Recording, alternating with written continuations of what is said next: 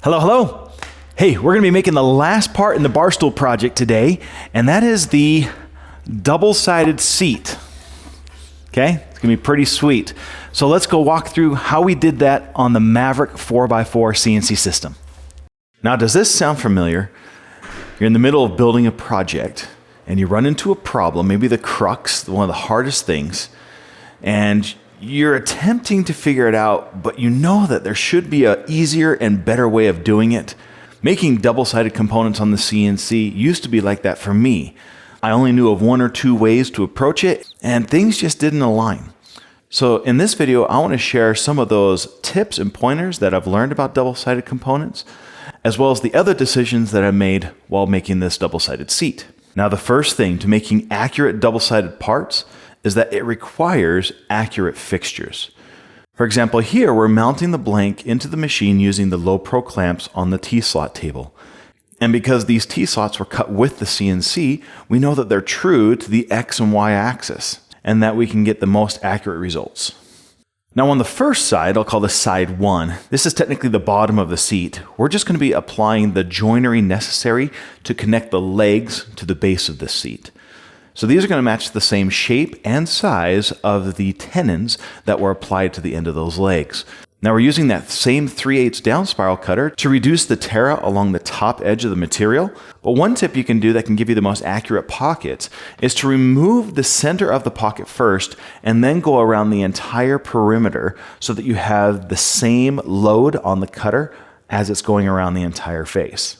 This is controlled in the CAD/CAM software, and it's called step over, the amount that the cutter shifts along the X or Y axis to break up the cut into passes.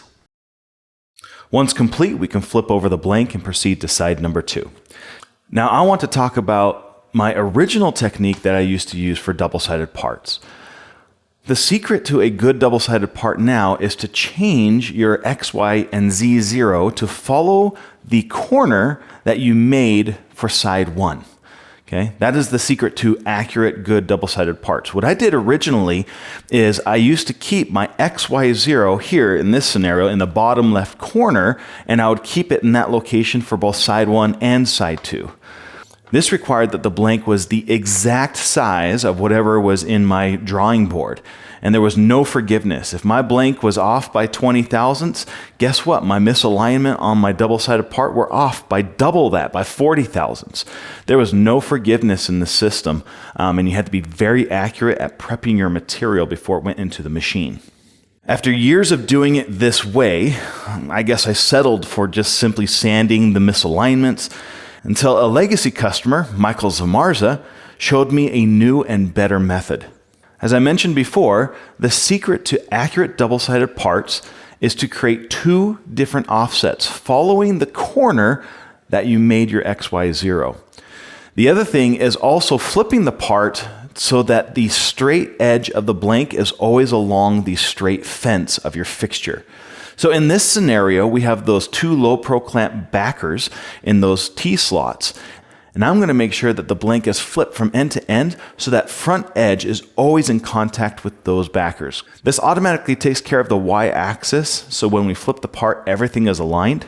But I need to set up my X-axis once again, following the corner that we made for side number 1.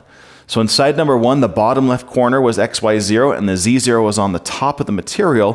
When we flipped it, we now made the bottom right corner XY0 and the Z0 I made on the bottom of the material. Always follow the corner. It will give you the most accurate results when doing a double-sided component.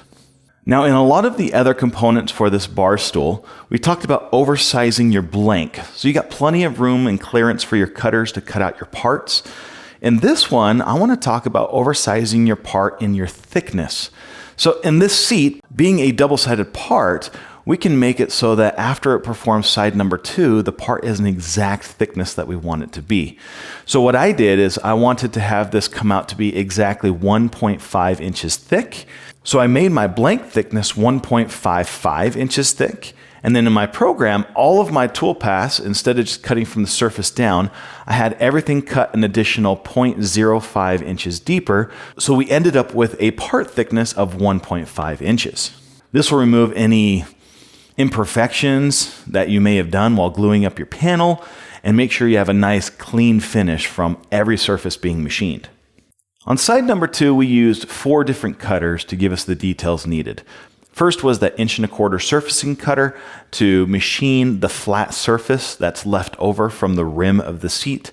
And then we're using the main 1-inch core box cutter to carve out the actual shape of the seat itself.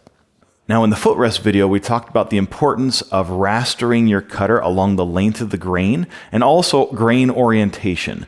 Here is the exact same thing. So I've made sure that the blank, when oriented, is going from left to right along the x-axis, and then I made sure that the carving was rastering back and forth along the same direction as the grain, in this case along the x-axis as well. This will give you the cleanest results, and you can even make more aggressive and faster cuts in that way. By making the grain orientation go from left to right along the x-axis means we've also matched the same grain orientation of the footrest earlier. When we assemble everything together, everything will look crisp and clean. Here I have the 1-inch core box cutter cutting at 300 inches a minute with a 0.02 inch step over. You can carve with any ball cutter size, but the bigger the ball cutter, the larger the step over, therefore the faster the carving time. And because the shape of the seat isn't super detailed where I need to use a small cutter to get the results, using a big cutter is always a better choice. This carving time only took about 8 minutes. Now the other detail cutter that adds these large radiuses around the perimeter of the seat is another magnet cutter, and that is order number 3923, and this is going to add a 3/4 inch radius. In CNC, one of the things you have to learn to manage is how to control your feeds and speeds relative to the type of cutter and size of cutter that you are using. This is a big tool. It's 2 inches in diameter. And so with this 6 horsepower spindle, I was running this tool at 14,000 RPM at about 150 inches per minute for the first 2 passes and 120 inches per minute for the last 2 passes. And to get the full depth of this cutter into the material, I had to take 4 passes, which came out to be just over 1/4 inch per pass. And to wrap things up, we used the same 3/8 down spiral cutter to cut out the part.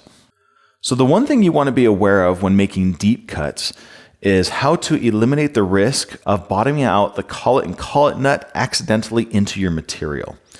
And so this cut depth is over 1.5 inches deep, and so I need to measure from the tip of the cutter to my collet to ensure that it's greater than 1.5 inches. Again, just to eliminate the risk of accidentally crashing into something. Well, that double-sided technique worked perfectly. Now, if you have any ideas or suggestions on how you would do double-sided parts or have done double-sided parts on CNC systems, please leave those comments right down below. Now that we've made all the components for the bar stool project, all that's left over is sanding, dry fitting, and making sure this project comes together correctly. So keep an eye out for that in the next video. As always, thanks for watching, and we'll see you in that next video.